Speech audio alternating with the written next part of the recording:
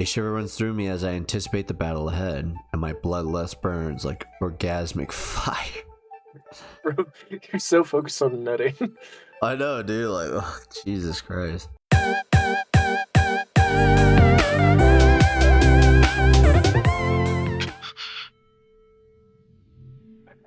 I don't know. The call goes through. In the silence at the other end of the phone, Koji senses surprise, apprehension, and dark fury. Feeling slightly gratified, Koji delivers the first jab. Yo, そんなに意外か、死人からの電話は。But weren't you expecting a call from a dead man? 驚いたね。どうやって？ I'm surprised. How did you manage it? As Koji is about to answer, an idea suddenly comes in. 井戸の底に仕掛けがあったのさ。地下の隠し部屋に行くためのな。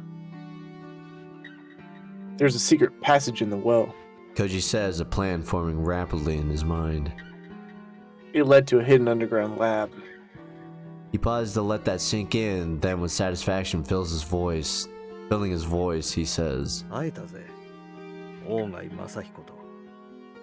I met Ogai Masahiko. God, what the fuck? What just fucking overtook your mouth, Ronnie? The spirits. Yeah, there you go. Fuminori's gasp tells Koji that the advantage is his. Keeping his voice bold, he decides to further exaggerate the truth. 何もかも分かった。サヤってやつのことも全部。お前たちは終わりだよ、フミノリ。The dramatic pause was way too long there. Yeah, it was. I know it all. Everything about Saya. You're finished. 何もかもバラしてやる。ところ構わずにぶちまけてやる。証拠はちゃんと揃ってるからな。I've got all the proof I need to blow this thing wide open. Hell yeah. You won't even see it coming. Yeah, you like to do that, don't you, Ronnie? Fucking filthy animal. Thank you. You son of a bitch. It's obvious from Fuminori's tone that rage has overwhelmed his reason. Koji's bluff is working perfectly. His victory is tainted, however, as Fuminori's response to that name, Saya brings a cry of anguish from the corner of his heart that still wants to believe his friend can be saved. 咲坂君がこのサヤと呼ばれるものとすでに深く関わっているのなら。If Sakisaka is involved with whatever Saya is, Roko's words play back in his head, sounding even colder than before. 彼はもう引き返せないところまで踏み込んでいる。And he's already past the point of no return. He mustn't allow emotion to sway him. 海のり、近江と筑波はどこだ？ Where are Yomi? Excuse me. Where are Omi and Yo? Yomi! I put this shit together. Koji suddenly switches topics, trying to keep Fuminori off balance. It all comes down to 俺にだっ this. て情けはある。お前の出方次第では考えんでもない。 Depending on your answer, I might be willing to cut you a deal. Which one is your dog? What? Which one is your fuck dog? Oh, yo. Omi's Yo, dead. okay. Alright, gotcha. Ah, yeah, I remember. Ugh. お前がこれ以上誰も傷つけないというのなら、俺にしたことは忘れてやる。この別荘で見つけたことも。 If you swear not to cause any more harm, I'll forget about what you did to me. And about what I found in the cabin. 俺だってこれ以上、お前とサヤに関わり合いを持つのは願い下げなんだ。近江たちさえ無事に戻ればいい。 I don't want anything more to do with you and Saya anymore. Anyway, all I want is Omi and Yo to be safe. 海とようね。 Omi and Yo. Fuminori's voice trails off. He's obviously trying to decide how far Koji can be trusted, and whether there's room for a negotiation. Fuminori has been called out, and now it's time for him to show his hand. 海のことは本当に知らない。彼女は僕の家まで来ていない。でもようは。 I honestly don't know anything about Omi. She never came by my house. Yo, on the other hand. Fuminori pauses and gives a knowing chuckle that sends chill up Koji's spine. ようはどうだかな。 Damn. 彼女自身が戻りたがるかどうか。 Well, I wonder if she'll really want to leave. お前のところにいるんだな。 She's with you, isn't she? Koji is relieved to learn Yo's location, that she is at least still alive. At the same time, however, he remembers that horrifying phone call. It is clear now that Fuminori played some part in Yo's suffering. Yet, had she already fallen into his trap back then?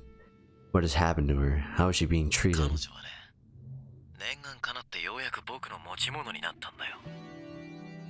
お前と近江のお膳立てもようやく実を結んだわけだな。 Her wish has finally come true. Fuminori says with venomous sarcasm. She's my property now. I guess you and Omi got what you wanted after all. Koji feels despair settle over his soul. How much lower will this man go? Must Fuminori seek out and destroy every memory of the friendship they once shared? つくばを解放しろ。彼女の安全を確認したら、お前らについての証拠を破棄してやる。 Let's see where we go. When I'm sure she's safe, I'll destroy everything I have of you and Seiya. 信用できるか、そっちが責任。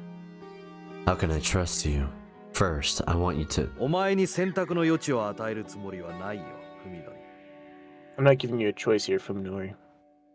Koji instinctively realizes that it's dangerous to push his bluff any further. 後でまた連絡する。それまでによく考えておけ。 I'll call you again later. You have until then to make up your mind. He hangs up without waiting for a response. Fuminori doesn't know that Koji is still at the cabin in Tochigi. Right now, he's probably worrying about whether Koji will show up in 1 hour or in a minute. Koji hopes that he'll be able to take advantage of Fuminori's confusion. 3 hours. That's how long it will take to race all the way back to Tokyo. Koji is afraid that his body won't carry him through such a long drive. His mind is clear, but his limbs still feel half asleep, like they're weighted down with lead.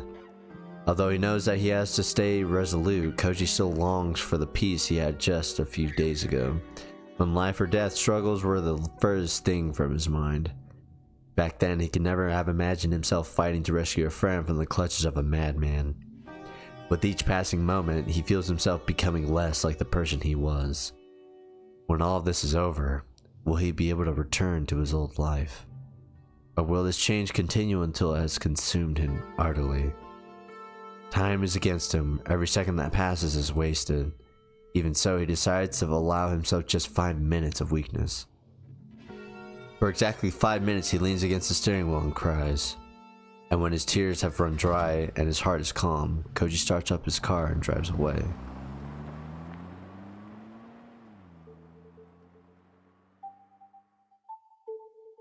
I stare at the silent phone in my hand. There is anger, of course, but something cold and heavy holds my emotions in check. The sense of danger. To be honest, I'm surprised at how calm I am.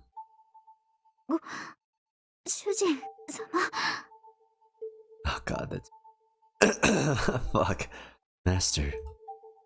Yo looks up at me apprehensively, her head between my thighs. She was attending to me throughout the call. Oh my god! Oh, Jesus Christ! Right in it. The remaining fragments of her memory seem to have joined together, as she has regained some degree of speech. Upon realizing this last night, Saya began to teach her language once more. I assume she finds our pet's efforts amusing. 怒らないでよ頑張るから God damn. Ronnie, you don't want to be Yo? This isn't Yo. This is Yo. No way. She just said Don't her be mad. name. Yo will try. Oh, I guess so, yeah. I thought it was Seiya talking to dude instead of... No, dude, they have a different Yeah. voice. No, Saya yeah. doesn't call him master. Well, Remember, she's the pet slave, she's the sex slave. I mean, they're both kind of freaky. Anyway, Oh, yeah. don't be mad. Yo will... No, Ronnie, try I harder. was just kidding. I'm Yo, you're Saya. Yeah. Don't be mad. Yo will try harder. Put more effort into it. Shut up. The pleasure from her administration threatened to impede my thoughts, and besides, my arousal has already vanished. At first, I considered making her stop. When I gaze into her puppy dog eyes, however, I begin to think differently. Thanks to Saya, I have a family once again. the first time, I'm becoming aware of the responsibility that places on me. I am now the head of a new Sakisaka household, as well as its only male member. It is my duty to protect, comfort, and ensure the happiness of the women living under my roof. With that in mind, I know that I mustn't show fear or confusion. That would only cause them distress. 続けろよ。 Damn. Continue. Yes, master. I trust myself to Yo's eager. Are you recording that? I entrust myself to Yo's eager touch, basking in the pleasure with one part of my mind while contemplating our current predicament with the other. It is clear that I made a grave error when I failed to finish Koji off 2 days ago. However, right now I need to set my frustration and anger aside and deal with this problem logically. It's time to leave. I have no way of knowing when Koji escaped from the well, or how much he has learned, or how many people he has had contact with since then. Now that it is impossible to know how far the problem has spread, merely disposing of Koji won't guarantee our safety. When the enemy has poisoned your water supply, you can't take the risk that even one drop might remain. Your only choice is to stop drinking the water. ねえ、文則、誰と話してたの？ Fuminori, who are you talking to?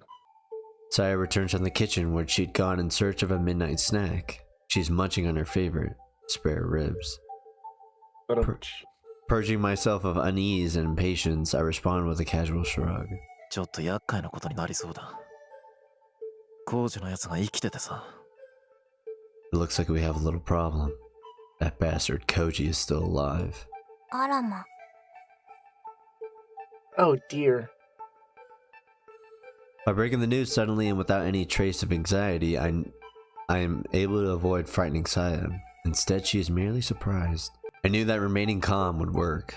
Moreover, I'm currently being pleasured by Yo. It'd be hard for anyone to get too serious under these circumstances. Jesus Christ, dude. 僕たち、この家を引き払った方がいいかもな。Saya, it might be best if we leave this house. No. Remember, for your next line, you're getting head. So, so I want to hear it in your voice.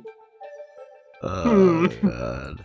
Saya lowers her eyes and strokes her chin thoughtfully. まあ、どっちみち鈴見さんの一家が消えたのがバレれば、この近辺も騒がしくなってただろうし、遅かれ早かれ、こういう日は来てたと思うよ。This was bound to happen sooner or later. Even without Koji, it's only a matter of time before someone reports the Suzumi family missing. うん。 Yeah. Saya nods. I can tell that she's reluctant to leave, but at least there's no sadness in her expression. Everything will be fine. I will protect my life with Saya just as I have up until now. I have that power. Knowing that we've overcome one problem fills me with new confidence. 大丈夫。安心していいよ。 Now then, じゃあ急いで支度しよ now then, we'd better get ready.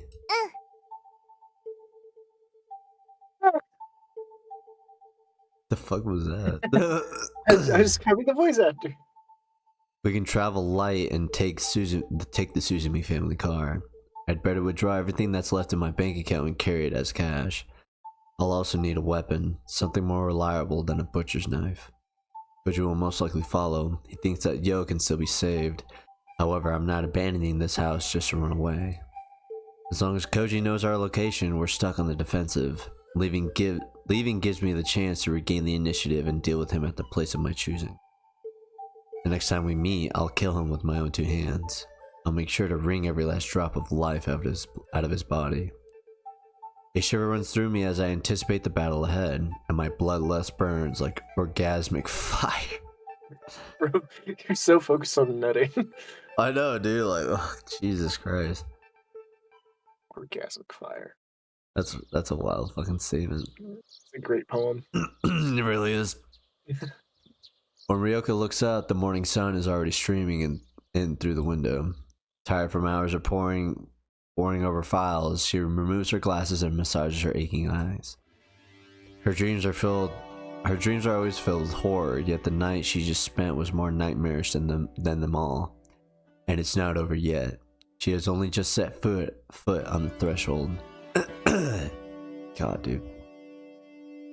As expected, the files left by Ogai Masahiko were not the sort that Ryoko could simply pick up and read.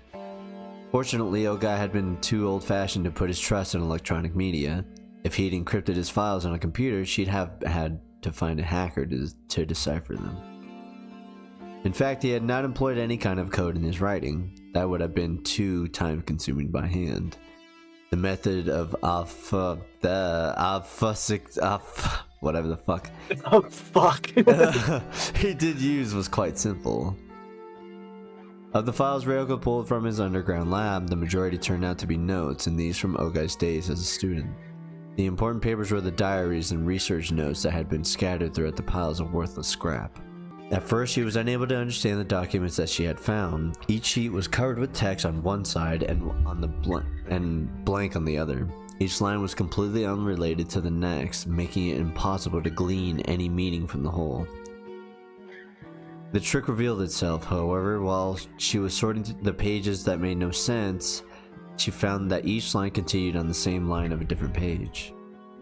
In Ogai's diary, for example, the first day began on the first line, then continued not with the next line, but with the first line on the next page. Similarly, the second day was the second line, the third day was the third line, and so on and so forth. After filling all the lines on one set of pages, Ogai had torn them out and scattered them among his other files. There was no regularity to how the pages were numbered, of course. In order to locate any sort of key or legend, Ryoko had no choice but to figure out the page order manually. Despite knowing that the task would be exhausting, Ryoko set it to it valiantly. After separating all the loose-leaf sheets from the jumbled files, she began the painstaking process of linking pages together according to the contents of their first line. She found that Ogai had dismantled and scattered his diary each time he completed a number of days equal to the lines on one page, and had done the same with his research notes every 30 pages or so. Oh, fuck. The diary was much easier to restore because the entries varied in length. Later pages had a large number of blank lines. The page with only one line, therefore, was the last page of the diary, and those with the most blank spaces could be considered closer to the end. Ryoko's perseverance has paid off, for she has already succeeded in restoring several volumes of Ogai's diary. As she reads them, she feels despair draining her spirit, as it has so many times before. This cursed feeling of powerlessness that comes with knowing hidden truths. Those who have tasted it once shall be beaten down by it again and again, till the day they die. All secrets are connected, after all. Once you have glimpsed even the tiniest fraction of the world's true face, you have no choice but to watch in horror as the veil rolls itself back, inch by inch. All that remains to wait for the day when insanity will crush your reason under its ever-mounting weight. Dude, they dragged that on hella, dude. That was a lot. I think it's also unnecessary. Just be like, it was deciphered. Yeah, literally, like, damn. Fuck. Now I know how to code a diary if I need to. Yeah, I swear. I have succeeded in communicating with the organism. It shows enormous curiosity, and its intelligence is beyond doubt. See research notes from confirmed vocal patterns and body language. Its appetite for knowledge is insatiable, and its learning speed is off the charts. However, it exhibits absolutely no desire to be recognized as an individual. Its ego appears to be quite weak, suggesting a psyche wholly unlike that of a human. The speed of the organism's linguistic development is astounding. When I laughed at its mispronunciations, it immediately picked up the concept of puns. Ever since, it has been employing its entire vocabulary in an attempt to find puns that will make me laugh. Perhaps, in a few days' time, it will have learned enough language for us to communicate freely. The organism's command of spoken language is now sufficient to facilitate higher level discourse. But although it has regaled me with questions all day, it remains unable to answer any of mine. It replies suggests that it gained awareness only after materializing in this universe. It has no knowledge of where it came from. While I am disappointed, the fact that it has reached this level of intelligence only 1 week after starting to think tells me that there is no end to what it can learn from. Hypothesis: it is not a naturally occurring organism, but was created by an even more sophisticated sentient life form. This would explain why it has no ego yet possesses such a hunger for knowledge. It might be some sort of reconnaissance drone that was sent here from another world. Uh-oh.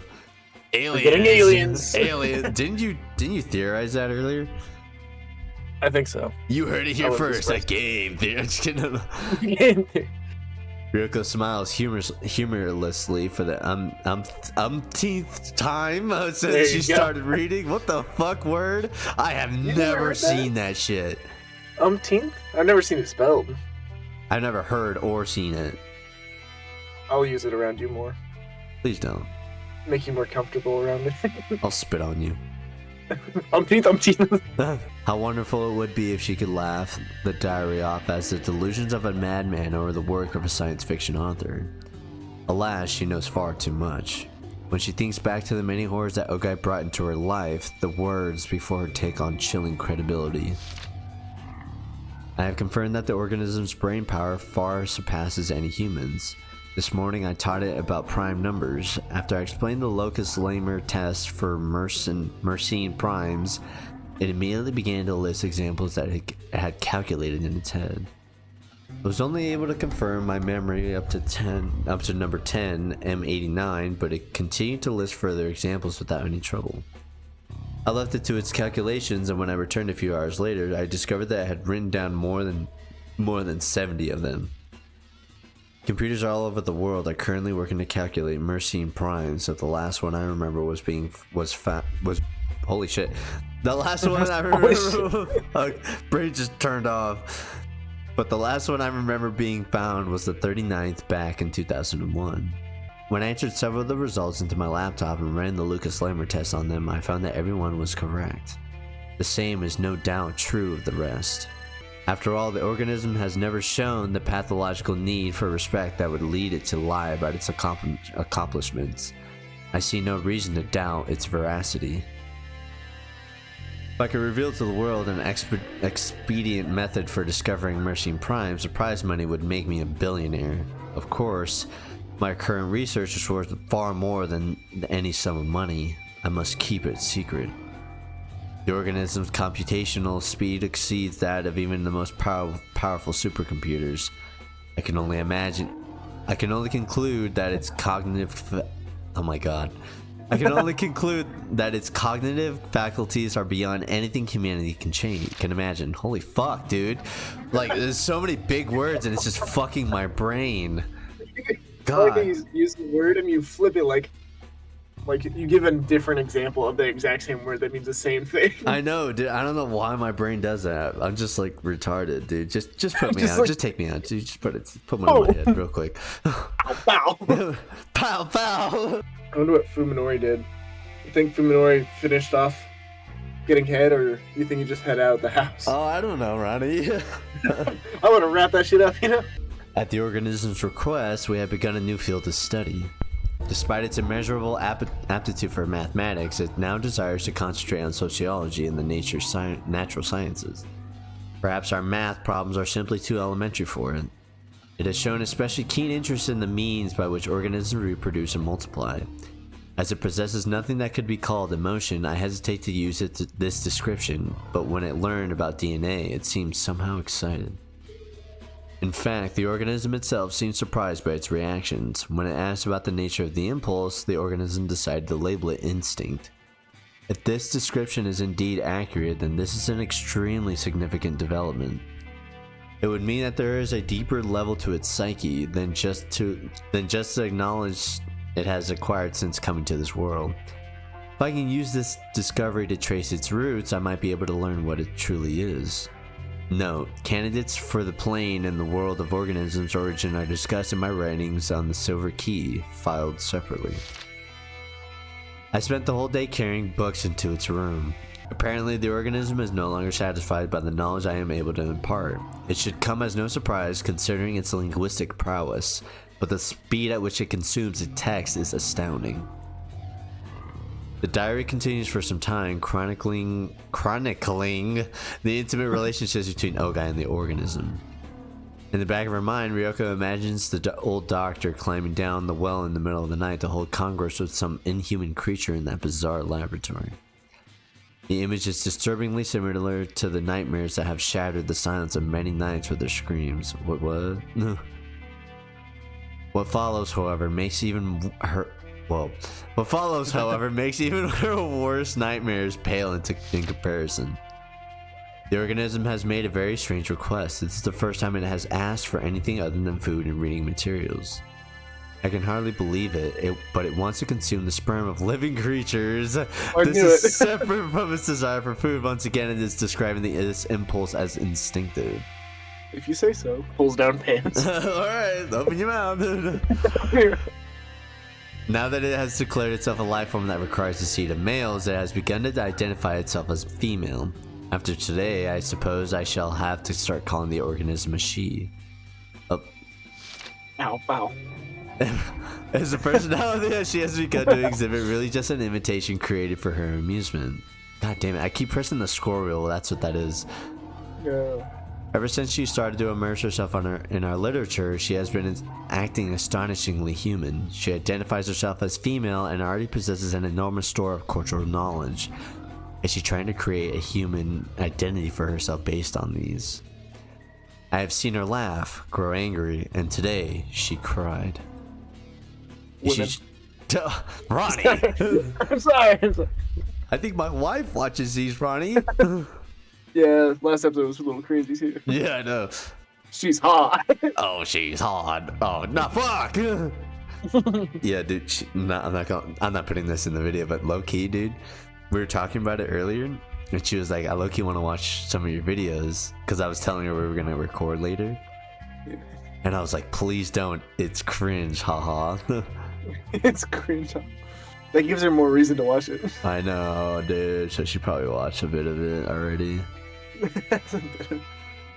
Is she just copying our emotional displays? If not, then she is already. If the soul, something that any intelligent life form can acquire, I feel that I am witnessing something more mysterious than the genesis of life itself. Today is her birthday. Although it is a year late, I want to give her a special gift. Saya was the name of my mother's cat. In childhood, she was my sole friend and my beloved. I decided long ago that if I were ever blessed with children, I would give this name to my daughter. Happy birthday, Saya. She's named after a cat. That's wild. My daughter is the name of my pussy. My mother's pussy. Let this be the name of your soul. You have earned it. The ability that Saya has discovered in herself is showing more extraordinary results each day. I have no doubt that she is a kind of artist. What exactly is it that she created in her body from the rat semen I get? Wow! What the why? Oh, well, he saw rat and was like, "Yep, this is it." Well, I guess that's better than his, right? Not really, but easily available. Ugh. It would save a lot of time and effort to just give him yours. Yeah, plus we don't even know how old this dude is. This is horrible. I feel horrible saying these things. I'm thinking about it logistically. Why don't I just nut, bro? Why don't I just nut, dude? At this point, I can only surmise that it is a type of retrovirus, a reverse transcriptase enzyme that creates exactly what she desires. The rats that have been transformed by her art are so very beautiful now. The many enzymes The many enzymes secreted by her body and the various appendages she uses are discussed in detail in my biological observations, filed separately. Here I will say this. By witnessing Saya perform her operations on several rats, I have gained much confidence in my theory that her body is designed specifically to manipulate the biology of other organisms. Ryoko looks grimly at the still unsorted mountain of research notes. When she finally manages to separate those papers, she will probably find the many other files mentioned in the diary. Ogai's biological observation, at the very least, she wants to look through those before facing the thing called Saya. Under no circumstances does she want to go into battle unprepared. She looks at her watch and sees that it's already 7 in the morning. Assuming Tono Koji made no stops, he should be arriving in Tokyo about now. Now that it's too late, she wishes she'd stopped that stubborn fool from leaving, even if she had to shoot him in the leg to do it. Damn, that's a Progressive. with a double barrel sawed-off shotgun, that would take his whole leg, dude. Jesus Christ. Koji pulls up 2 blocks away from the Sakisaka house and stares at the silent building. In the bright light of the morning, the house seems shrouded in a dark miasma, like a black hole torn out of the landscape. It is just a figment of Koji's imagination. Every window is closed, offering no glimpse of the inside. Koji has no way of knowing whether Fuminori is home. A pedestrian walks his dog down the street, glancing back at Koji through the window shield after he passes by. Koji isn't surprised by the attention. He hasn't bathed or changed clothes since spending the night buried in mud, so he must look like a vagrant even inside his car. When he looks into the rearview mirror, he sees the haggard visage of a man with one foot in the grave, staring back at him. It's hard to believe that oh my god. It's hard to believe that I know, dude, like fucking the whole like fucking need to fucking crank my brain real quick to restart. Take a line. It's hard to believe that the tired, unshaven face is really his. If he stays here for too long, someone might report him to the police. He'd better pull himself together and get moving. He drives slowly up to the front of Fuminori's house, quickly checks to make sure no one is around, and gets out of his car. Anyone who might be in the house probably heard the sound of the engine, but there's no point in worrying about that now. Koji walks swiftly through the gate and yard to the front door. He puts his hands on the doorknob. Foregoing the bell, the time for such pleasantries has passed. The door is unlocked and the knob turns easily in his hand. He puts his ears to the door and listens for any sign of life. He's acting like a thief. He realizes with some shame, but that is the least of his worries now. No sound from within. After checking the street again to make sure no one is looking, he quickly opens the door and disappears inside.